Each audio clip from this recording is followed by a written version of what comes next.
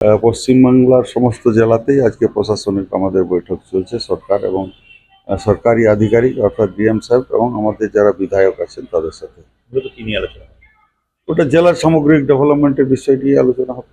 আপনারা কি কোনো বিষয় তুলে ধরবেন?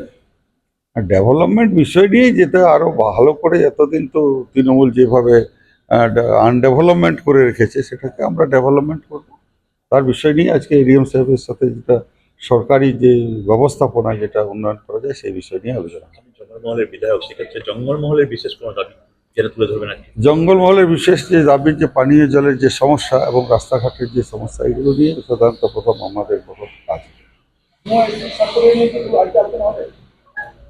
ভুয়ো এসসি সার্টিফিকেট নিয়ে দপ্তরে অবশ্যই আলোচনা হবে, এবং যেটা আমাদের ডিপার্টমেন্ট, সরকারের ডিপার্টমেন্ট থেকে যেগুলো আমরা সার্কুলেট করেছি সেটা কতটা এগিয়েছে কাজ, সেটা ডিএম সাহেবের সাথে সেটা আলোচনা হবে।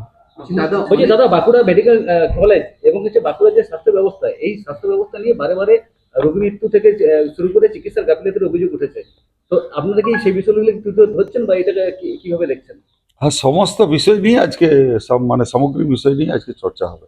না, মুখ্যমন্ত্রী বলার পরেই দেখছি নোটিশের উপর এসেছে স্বাস্থ্য দপ্তর, কি বলবেন বিষয়টা নিয়ে?